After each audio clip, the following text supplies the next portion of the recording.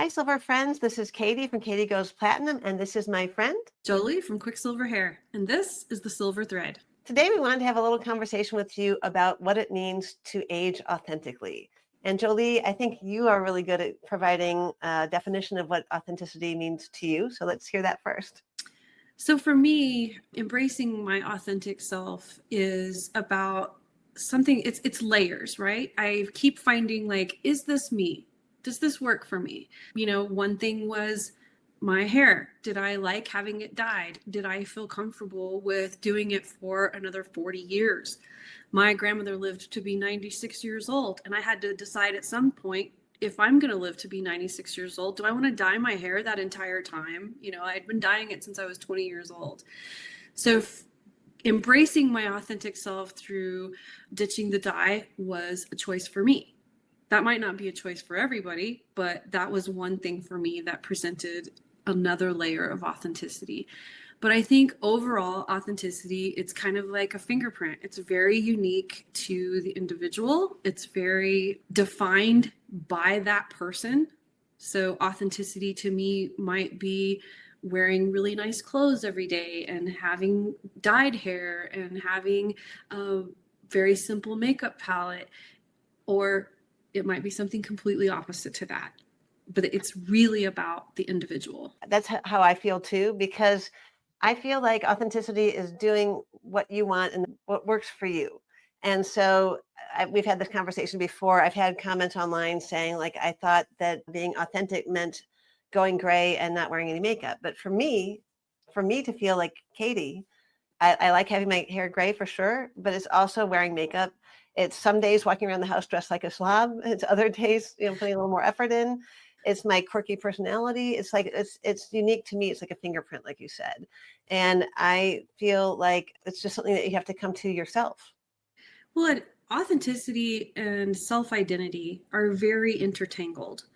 And self-identity is self. That's how I identify myself. And I think we sometimes in our culture, it's very possible, we had a conversation about this, where everybody starts to look the same. And when you start embracing authenticity, you are standing up and saying, I don't want to look the same as everyone else. I want to look like me. I love that point, because when I was a little kid, I'm so grateful for my parents. The culture that I grew up in would dress kids in a way that I found very uncomfortable. Like if you went to church on Sunday, you're going to have your little dress with tulle underneath, Yeah. little scratchy tulle. You're going to have your little white gloves and uncomfortable shoes. And as you know, I have sensory processing issues. So tulle would have made me go crazy. And my parents never forced me into wearing these things that made me uncomfortable. So I grew up feeling like I could be who I am. That's a really good point. That's a layer, right? That's a layer for you that defines your authenticity, because your culture that you grew up in had a definition of what you were supposed to be doing. Yeah. And your sensory issues, your own internal clock, your own internal system said, no, I don't like that. I don't want to do that. I used to get in trouble when I was a kid. I would, if I didn't like my fit out, I always said things backwards, but so if I didn't like my fit out, I would take it off. I would hide it. I got caught one time burying my clothes in the garden. I love that. So I had, at a very early age, I was like, no, this doesn't work for me.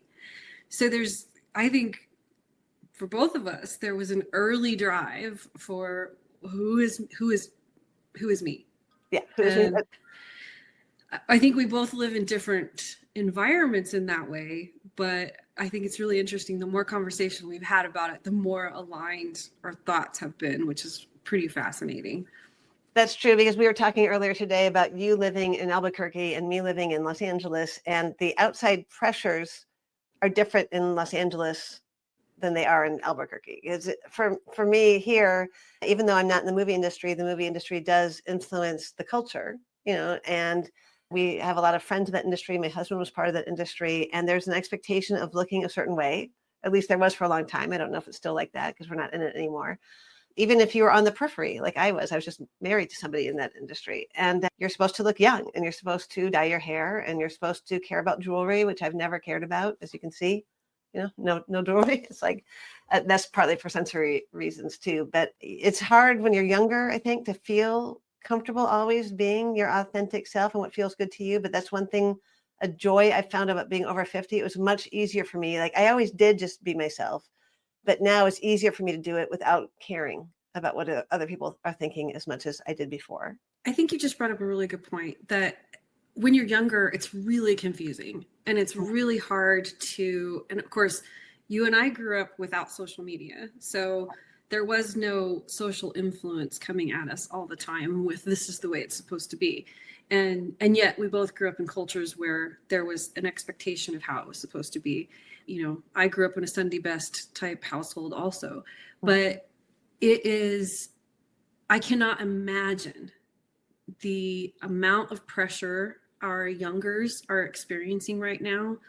Just watching social media from this age, I'll be 50 this year, I find it daunting. Like it's overwhelming how much pressure there is to, age a certain way. You have to have the certain skin creams and the fillers and the plastic surgeries and the perfectly white teeth. And it's so much.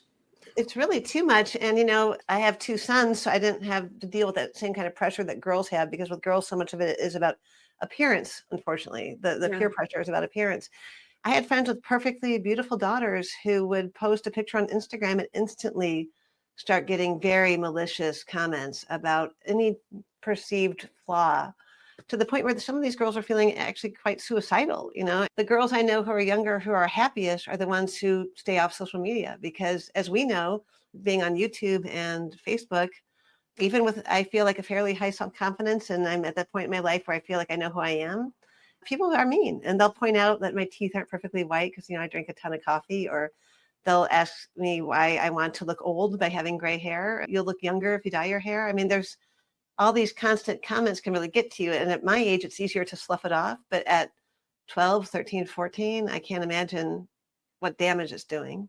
So I started going gray when I was 13. And the phrase that I have heard the entire time from then to now has been, "You're too young to be gray."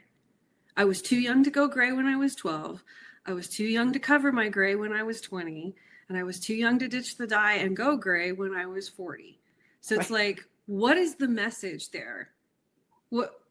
How am I supposed to take that? Because the message is different depending on where I'm at in that journey, right? Mm-hmm. And I think that we confuse kids, we confuse youngers in that way. And it's also a note on ageism isn't ageist. So by that, I mean that no matter how old you are, whether you are a younger or an older, you will experience someone saying something to you that is ageism. Like, you're too young to, you're not old enough to, you're too old for that. There's all this language around being a certain perfect age. Right. I find it so irritating. And I remember as a little child, I think I talked to you about this the other day, I was very tall, but I think by 6th grade, I think I was 5'5".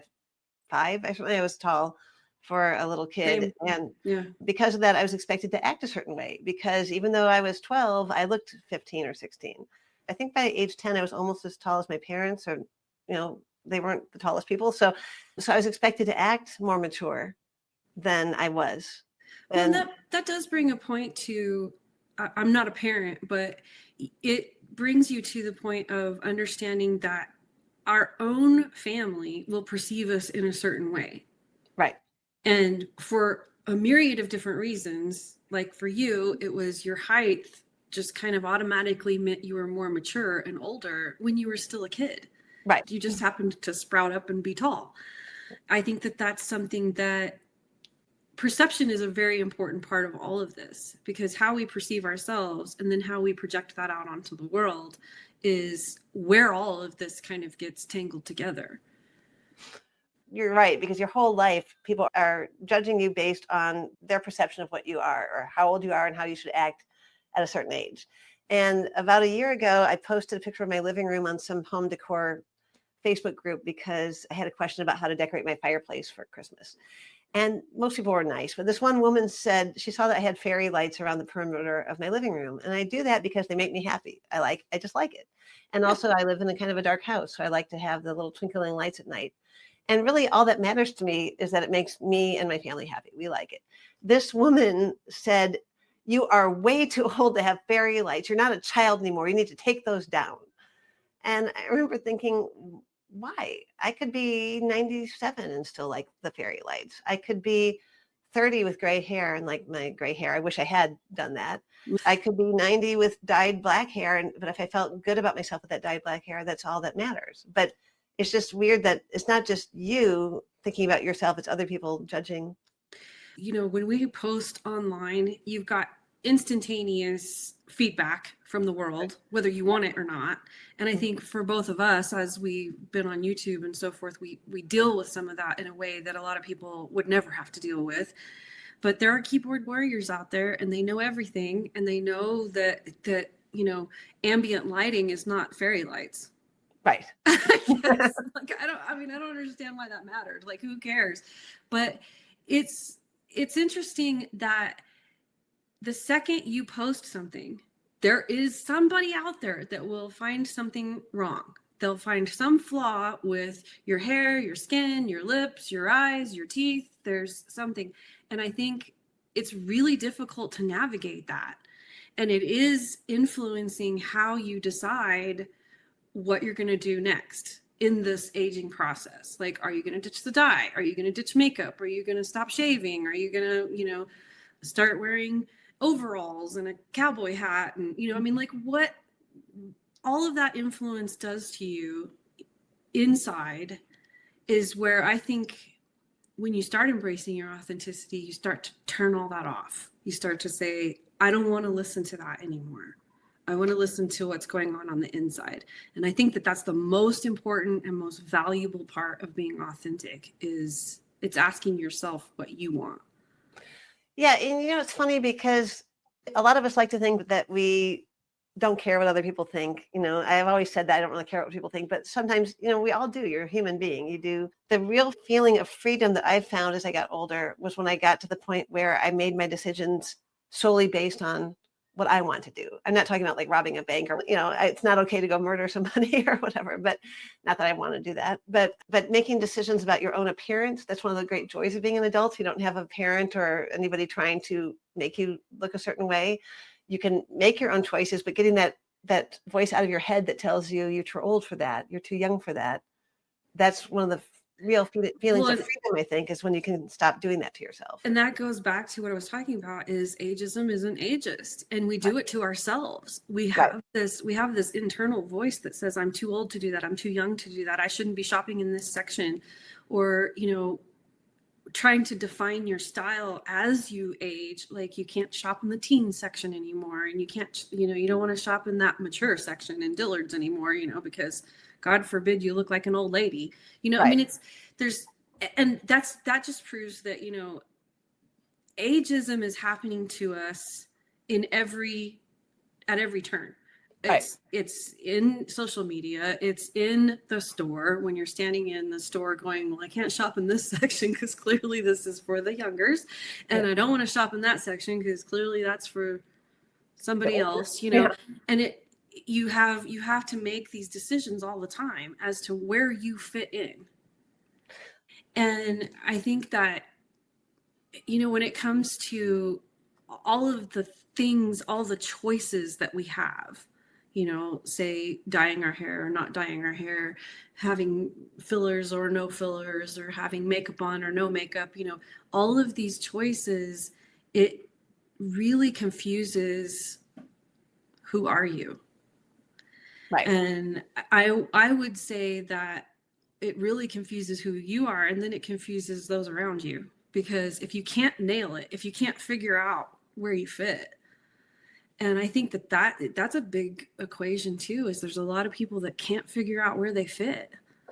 Right. And that's a horrible feeling of feeling like in limbo. My mom said this once, that depression is when you're between, like a lot of times depression happens when you're feeling like you're in an in-between place in your life. And it could also be, it's a disconcerting feeling when you're in between stages of how you want to dress, or you all of a sudden the person that you used to be is changing, but you haven't figured out quite who you are now.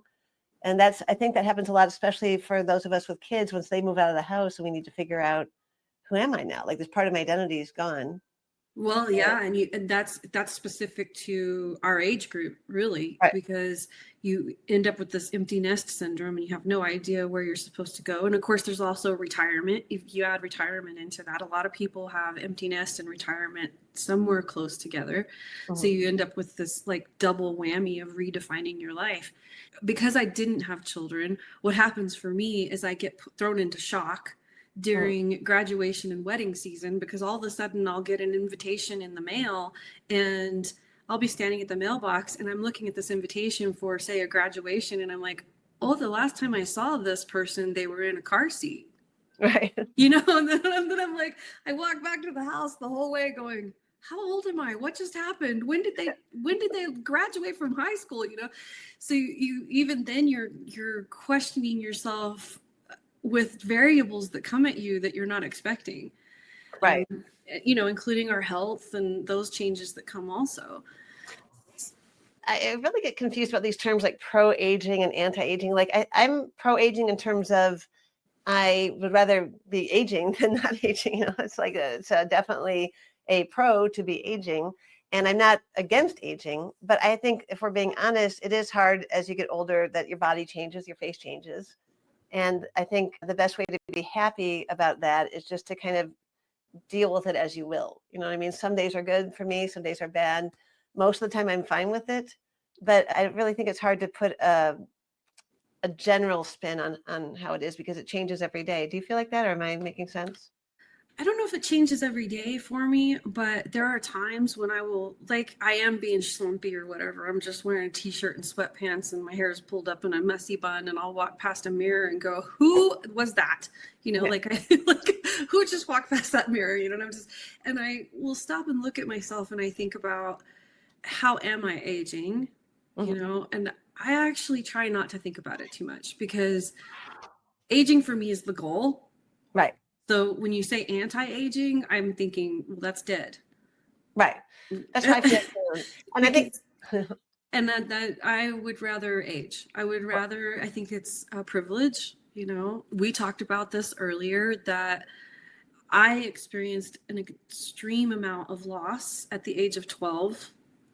And I lost my older sister, who was 21. And it was in one summer, I lost 5 people. Wow. I mean, you want to talk about a crash course in life is precious. Right. I got it real early. And I think I've come from that place since then, you know, that life is precious and we shouldn't be fighting against it. We should be embracing it and doing what we need to do to make ourselves feel great while we do it. So I think that even when I pass the mirror and I have that moment, I have to stop and go, you're alive. You know, you're alive. I do that too. And I have to say, I exaggerated a bit when I said every day. It's not really every day, but I do have those days when I think, oh boy, you know, here's my face is kind of melting. You know, it's like, I think we all do though. I think that, and that's part of this conversation, is we're all thinking this, we're all having this, like, do I go get this wrinkle fixed? Do I need to stretch this out a little? Do I have the right creams and the right, or, you know, and then there's all of this language, right, that's coming out as crow's feet and wrinkles and laugh lines and I don't know what they call this, the middle line, your 11s or whatever, you know, it's just, there's a name for every little thing that happens to you as you age. And most of them are derogatory. Yeah, almost all of them were derogatory. I have to tell you, when I was younger, I had beautiful skin because it's just genetic. I mean, I can't say it's anything special. It's just that my family has beautiful skin. You know, they're from the bogs or peat bogs or whatever of Ireland. So it's like, you know, I never really had to do anything to make my skin look good. I didn't have pimples really much as a kid, and I have had a very lucky time with aging. And I remember when I hit about 40, I went to the chiropractor. And he did something I still think is appalling that a man would do this. He looked at me and said, hey, you've got crow's feet just like me. First of all, who says that to a woman? And secondly, I hadn't noticed up until that moment that I had crow's feet. And all of a sudden I'm in the mirror like, what What does he mean? And then you're obsessed about it. And it's just ridiculous because there's nothing you can do. There's nothing you can do. You can't really take them away. So I remember years ago on the Oprah show, they had like some cosmetologist or something, and they were talking about the foundations and creams and all of the things, the serums and everything. And he was talking about that there is absolutely nothing you can put under your eyes to change the way this works. So he basically, I was sat there thinking, wow, that means the entire eye cream industry is like a farce. There's nothing that you can actually put under your eye to change what's going on underneath your eyes. So it made me think about it from the perspective of, well, I just don't want my skin to be dry. I would rather just make sure that it's moisturized. So I focused from then on about finding a cream that was moisturizing to my eyes. But I wonder, like, had I never seen that, right? How obsessed would I be trying to find that cream, the perfect cream for under your eyes? Because there's a billion of them. And, you know, I don't know what's changed since I saw that episode. I mean, we're talking that happened 25 years ago. Who knows? Right. Who knows what's changed in the formulations today? But it does bring around that you're constantly told to fix something. Right. You know, that in the aging process, we're constantly being pressured to fix it. And fix it how? I mean, it really depends on who you are and what you want, and go back to your self-identity and what authenticity means to you and how you fix that.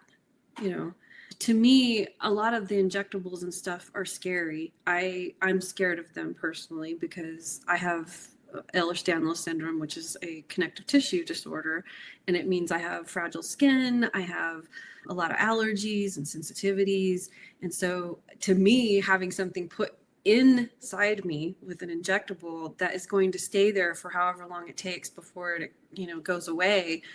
What happens if it's not great for me? You know, then I'm battling another issue on top of that. So it's like, I have to pick my battles. Is this something for me to worry about, or should I just skip over that and, you know, move on to something else? I know. I feel like my anxiety keeps me from doing almost anything, which is good in a way, because, you know, I read one story about a woman whose fillers hardened. And I'm like, okay, that's not for me. And I read a story about a person who did Botox and got paralyzed. I'm like, okay. So I've always kind of wanted to just age on my own terms. And I have to say I was much more strident about it until this started happening. You know, when you get older. Yeah. Until you start that little. Yeah. And it's like, you know, and then you think, that all this word called jowls. Jowls. I hate that word. I think when I was younger, it was easier for me to be militantly against all the procedures because I still look great, you know, and now I try to be understanding. I don't think I will do any, I can't say for sure, but I want to see what happens. I want to see what my elderly face looks like, I guess, without changing it. I want to see my mom, my grandma, my great grandma on my face, I guess is what I'm trying to say. I can understand that. And it goes back to what I was saying, is that if aging is the goal and you have seen your relatives age and you have a wonderful, loving relationship with these people and you're part of their bloodline, then you naturally want to go through that process with some grace like they did, if they did. Right. You know, and I can see how that would influence you to want to do it in a more natural way. I mean, I'm not saying if you want to do something that you shouldn't. I'm just saying that I can really see how that would influence you to do it all natural, if that's what your family has all done. That's true. And that's an interesting point too, because I have met women who ended up dyeing their hair after they went gray because they had a not good relationship with their mother or grandmother. And when they saw themselves with the gray and it reminded them that they looked like their mother more than they did before when they went gray, I don't know, they didn't want to be gray anymore. So I think, you know, like we talked about before, a lot of this is so personal. You know, some people get pressure to not dye their hair, or to dye their hair, or to get plastic surgery or not to get plastic surgery. But it really comes down to what the person wants and what they emotionally need, because for some people, doing things the way that you and I are doing might trigger some feeling that makes them feel bad about themselves, and vice versa. You know, we've watched thousands of women now, both of us, through these groups transition to gray, and we've seen several of them come back after they've fully transitioned and say, I can't do this, it's not for me. And that's a really good thing to know is that you can ditch the dye, you can go through the whole entire process, you can grow it all the way out, and you can get to the end and go, nope, I look like so-and-so and I don't want to look like that. That's also the advantage of hair dye and not dyeing, is that it's pretty easily fixable. If you go gray and decide you don't like it, you can just dye your hair again. Yeah, I mean, when I first started being part of the support groups and helping others through it, one of the things I told people was that, you know, when I decided to do this, one of the things I told myself during the whole process was, if you get to the end and you hate it, you know exactly what to do. Right. You know exactly where to go get the dye. You know exactly what appointment to make. You know exactly what to do to turn it around and go back the way it was, if you want it that way. And I think it also gives you a chance to, for me, I also thought about the perspective of, I always dyed my hair a dark color and I didn't want to bleach my hair. But if I had grown it all the way out to gray, I could actually dye it a lighter color. Yeah. Because I wouldn't have to bleach it. I could just dye it a lighter color. So I had that in the back of my mind too. So really, it's authenticity comes with choices. Right. It's true. And you can change your mind. Yeah. And that's what scares me about doing something more permanent in terms of like plastic surgery or whatever, is that I know myself. And if I don't like the way I look once it's done, and it's not easy to go back, I'm a little type A, and that would drive me crazy. Yeah, that could create a vicious cycle, right? Right. You could be like, well, I don't like it like this, so I'll go back and have a little bit more done, or a little bit of this done and a little bit of that done. And I think that does happen. I think a lot of people start to fixate on something, and then it doesn't quite go the way they wanted it to when it gets fixed, and then they end up in that cycle of trying to fix it instead of just kind of lay it down and let it go and let it dissolve. I know some of them dissolve and deteriorate over time. I don't know. I think it really is about your necessities. You know, what are the things that are necessary for you? Like, I mean, like hooded eyes can actually, you know, cause vision problems. They can interfere with your vision, and that becomes a necessity. You have to fix that, or you're going to have problems like driving and seeing your computer monitor and stuff like that. So I can see how, I mean, even in my family, a hooded eye is a thing. So if I have to make that choice at some point, you know, I certainly don't want to be judged for it. Yeah, me too. And I have the same thing. Everybody in my family gets that too. And it is starting to affect my eyesight just a little. So my dermatologist told me that might be something, but I have to tell you, I'm actually a little scared because, as you know, and in case anybody else doesn't know, I've had this crippling shoulder issues for years. One of the issues I thought was contributing to it was that my breasts had kept getting bigger and bigger over time. Like, I'm a small framed person. And when I got married, I think I was a 32D. So I've always been fairly slender, small framed, but with a big breast. Yeah. And then after having 2 children and getting older, all of a sudden they just kept getting bigger and bigger. And I think by the time I went in for breast reduction surgery, I think I might have been a 34G. I mean, it was a lot bigger. It was uncomfortable and painful. My clothes, I didn't feel like they looked right. And my posture was bad. Yeah. Starting to turtle. So that's partly why I got the breast reduction. And while it helped my clothes fit better, and I sometimes can go out without a bra, which was not possible before, but I've had a lot of pain. I've had horrible keloiding from it. I've had probably 10 laser surgeries to try to reduce the scarring. And I don't really care about how they look. It's more that it was painful. I have shooting pains through the scars. Yeah. And so I'm not actually even done. I could keep doing probably 2 or 3 more laser surgeries to try to help one of my breasts finally stop hurting. Have the scars relax. Yeah. And I finally decided I just don't know if I want to keep doing it. So I can just picture I go in to get my eyes done and end up with these big keloided scars on my face. So, well, I will tell you this. I did learn this just recently. The thinner your skin is, so like the very thin eyelid skin, the less likely it is to keloid. Oh, really? Oh, that's good. Yeah. So on my shoulder surgery, I have a keloid because, well, that's part of EDS also, is that our skin doesn't scar quite properly. Like it doesn't come back together because of the collagen issues. And most people with EDS have this thing called paper scars, where it's like this really thin scar on top of the skin, and it's real fragile. So I've had those happen, but not very many. But I also get the keloids. So, like I can have a surgery like this one where there was 4 incisions, and I have one that's keloided really bad, and the All right. other three didn't do this. So it's just weird. Like at random, one of them will keloid and one of them won't. But it is bothersome. And when that pain shoots through it, it's really bothersome. It's bad, isn't it? Yeah, the pain, Yeah. the shooting pain is not pleasant. They're weird when they have that like surge of like, I think it's nerves, you've got nerves that are tangled up in that tight skin that's around that keloid. But yeah, I mean, having keloids removed is still a cosmetic procedure, and it's not an easy thing to go through, but it can become a necessary thing if you want to stop that pain that goes through them. I think the main point that we've been trying to make here is that all of this is so individual, and it's such a topic of your own needs rather than shoulds.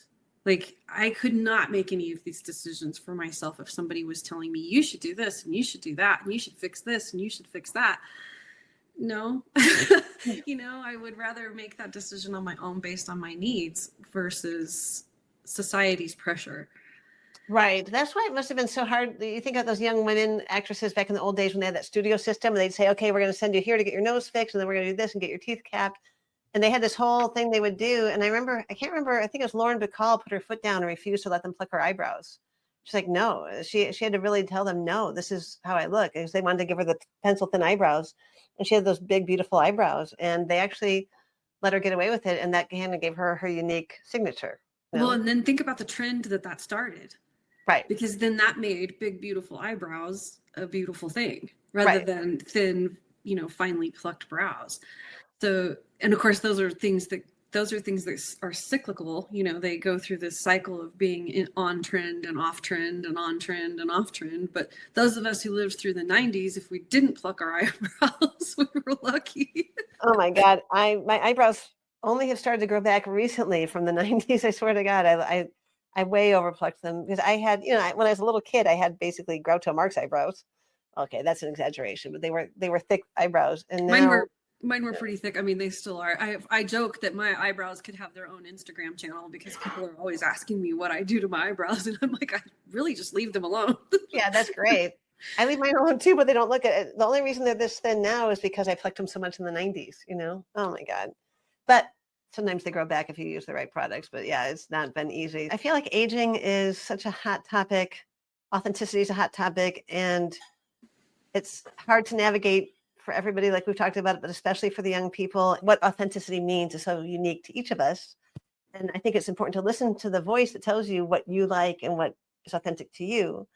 And it's easier to do when you get older, I think, as opposed to younger, when you got all these external pressures, especially peer pressure.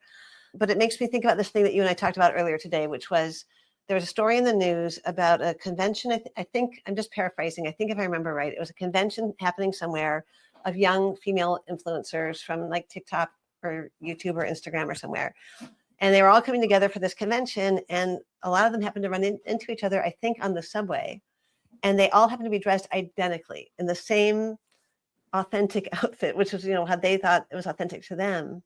And it was, the long hair styled a certain way, the big glasses, the big certain kind of glasses, the big overcoat, the white shirt with the gold jewelry, the big pants and a certain kind of shoes. And literally, I think it was like 20 women got together and realized this is not authentic. Like, this is what we thought was making us unique, and it's not. And I think it's because there's this social media pressure to be a certain way, and people kind of forgotten that it's okay to go your own way. Does that make sense? Yes, and there's a bubble there, right? Mm-hmm. So in social media, when you have like your group that you're exchanging ideas with and you're sharing your photos with, and you, like, for us, we have the silver hair group, and mostly everybody's going silver, and if we all got together, we'd all have silver hair. Right. So you do have that side of it, is your common interest will set up that you're same. But I think that I think it's interesting from the perspective of when you follow the crowd all the time, you become the crowd. Right. And what I think a lot of women at a certain point in life, and I don't think there's a certain age here. I think it's just, you just reach this like pivotal moment where you go, Yeah. This isn't me. This isn't how I want to be. I think most women go through some sort of reinvention of self. Yeah. Whether it's when they retire from their job, or they have the empty nest syndrome, or they change jobs, or they just have that moment where they're like, nope, I'm done. I got to change things. For me, silver hair kind of pushed me into actually looking at myself all over. Like, I started to look at my external environment. I started to realize that my entire house was beige. Mm-hmm. And I was just like, why? I'm an artist. Why is everything in my house beige? And it just kind of, I sat one morning and I was looking at everything and I went, no, this isn't who I am. I'm a colorful person. I like colors. I like art. I like things when the art is present. I want it to be alive and beautiful. I don't want beige and blah. And now, beige has its place. We need neutral spaces. We need places that feel calm and quiet and that there's not too much going on. But my whole house didn't need to look like a therapist's waiting room. I mean, it was just so, I don't know. I just realized that silver hair wasn't the only thing I needed to adjust. My dial needed to be adjusted for the color of my environment to help me feel happier and feel more alive. I had struggled with my style all my life, so clothing style has always been something I struggled with. But as I started embracing these layers of authenticity, I don't know how many quizzes I took for style quizzes, like, what's your style? But every single time it would come back with, you're just a t-shirt and jeans kind of girl. And I always resisted that, except that that's what I wore all the time. Right. And then I was like, why am I resisting something that is just who I am? And that's another part of authenticity, is stop resisting who you actually are. Your subway story kind of conveys that in a way, is that we all get on this train together. We all look exactly the same. And inside of yourself that you're not all exactly the same. It's funny because I keep thinking about doing this video and I haven't figured out how to do it. So maybe I can just say it right here, which is I have thought about having this video or a blog post called "What Kind of an Old Lady Do I Want to Be?" Right. And so. Oh, that's a great idea. Yeah. And so I've thought about this a lot. Like, my idea of what kind of old lady I want to be is different than probably a lot of people's. Like, I want to be an old lady who wears a lot of color, which I spent probably 20 years of my life only wearing black. Like, I was an art student. That was the thing to do, is to wear black, vintage dresses, combat boots, tights. I did all that. And it took me years to finally say, I want a little color in my life. I spent years dyeing my hair, even though I didn't want to, because I was afraid people would think I was older or that it would not look good. And I wore jewelry that I didn't want to wear because that's what women do. They love jewelry. They love shopping. I don't like jewelry or shopping. I mean, actually, let me put it that way. I like jewelry. It's uncomfortable to me. There's only very few pieces I can wear. But I grew up in a family where the women wear lots of jewelry, and that's how you're a woman or feminine. And it was considered weird not to. And it took me probably also till about the same time that I went gray to say, I don't have to do any of this stuff that I don't want to do. I can wear colorful purses. I could be a t-shirt and jeans girl one day, and then the next day, sometimes I like to really dress up. But I just think there's a freedom in realizing what you want your future life to look like. Like you're saying, you want to put more color in your life. I would like to have more color in my life too. I'm working on it. And also I want to be the kind of old lady who kicks butt. I don't know what that means, but like, I want to have donkeys bedecked in flowers and wear funky shoes or whatever. I don't want to. I have a friend, we tease her all the time about that she's going to be the, Weezer, with the overalls on and the straw hat, and she's totally embraced that. That's her thing. She wants to be an old lady in overalls and a straw hat. That's what she wants to do, and I think it is something, it does speak to what you do to yourself now, right? Right. If for instance, if you exercise now, right, you're planting a tree for your future self in a way, because you're protecting your body, you're protecting your health overall, right? So that's, you are making a choice for your future self when you exercise. You're making a choice for your future self when you choose to eat the salad versus the pizza. But we don't convey all that necessarily to aging, because sometimes we get stuck in right now it looks like this. Right. And we don't think about what is it going to look like 10 years from now. I think that's kind of an interesting way to think about the decisions that you make about like cosmetic procedures and stuff like that in particular. If I do this now, what is it going to look like later? I was thinking about that today because, as you know, I'm expecting my first grandchild, which is exciting. And I was thinking, this is such a random thought, but the movie 16 Candles? Have you seen that? Of course. Oh, two sets of grandparents in that movie. Do you remember? There's the one grandma and grandpa who are very loving and very grandma and grandpa-ish, like the grandma makes cookies. She's a little hefty. She's got no makeup. And then the other grandma and grandpa are very city-ish, like the grandma has a tan and short hair and she's very they're kind of stylish. posh. Yeah, That'd be the word I would use, but and it's a stereotype kind of, because the city and the more glamorous grandma is not as warm as the, kind of chubby, elderly looking grandma. And I was like, you can be both. I could be the funky city grandma who runs around in my funky clothes or whatever, and I still want to cuddle the baby and be myself. Like there's no limits or rules. We can just be whichever kind of grandma we want to be. Do you know what I mean? Yeah. I mean, and I think that's a big segue there, is how we age as mothers, aunties, grandmas. How we choose to age is influencing those youngers. Right. And I think it's really important to not obsess over glorifying youth. And one of the things that really caught my attention recently, it was a couple of years ago actually, was the discussion about middle age. Most people, when you say middle age, they think what, between 40 and 50, like that's middle age, or smack in the middle, that 50 is middle age. But if you really think about it, by breaking it down into segments, right? 0 to 30 is a third of your life. 30 to 60 is a third of your life. And if you're lucky, 60 to 90 is a third of your life. And what's in the middle?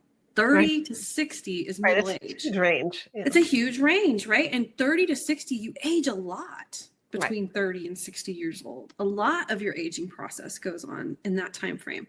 A lot of your growth process happens in that time frame. And tons of changes happen. Lots of people have children. Those children grow up, they graduate from high school, and they go on to college, and they have their own babies. Between 30 and 60, a lot of life is happening.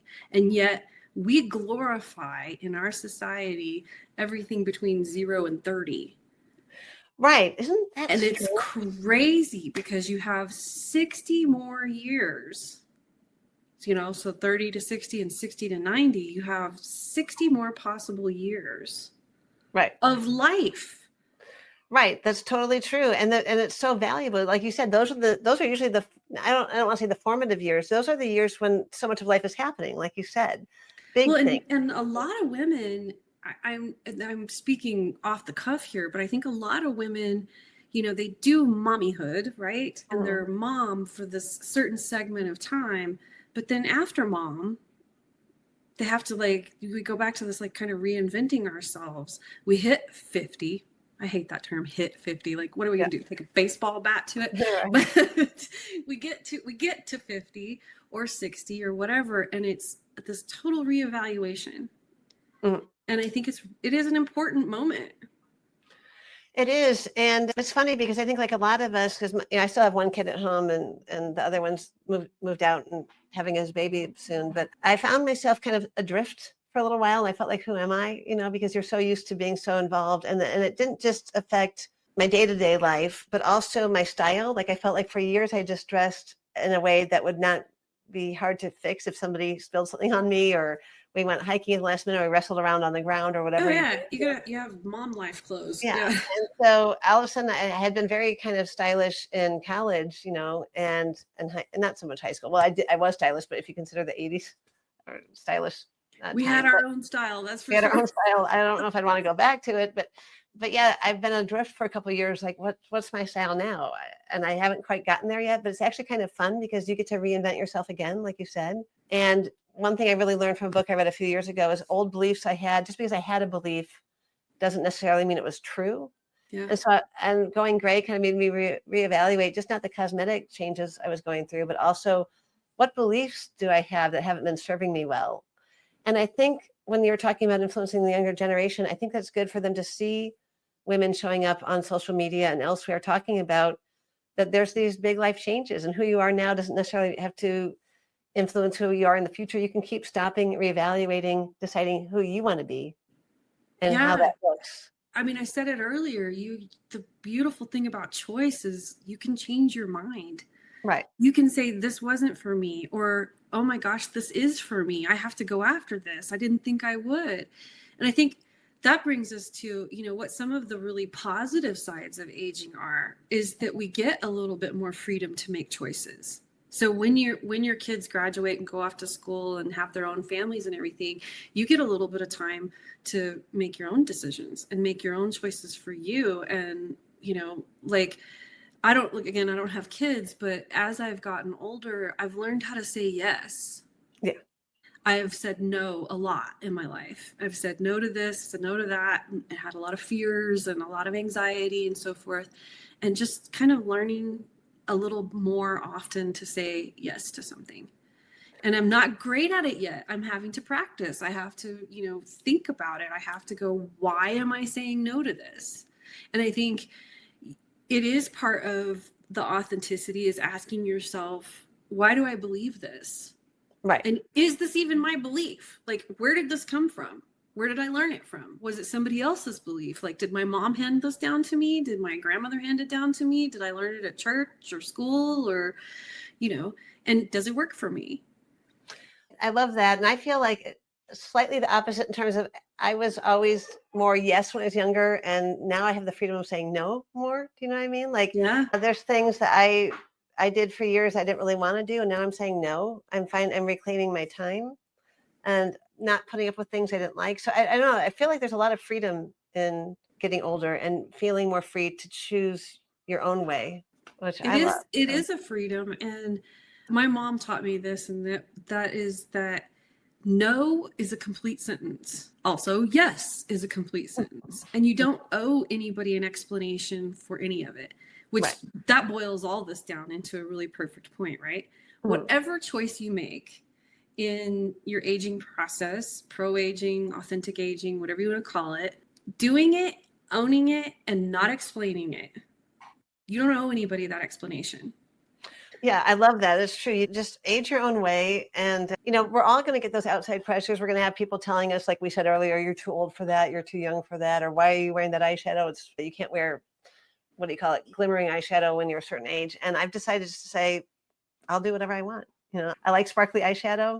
I'm going to keep wearing it. I don't care as much what other people think now about what I do. And that's so freeing.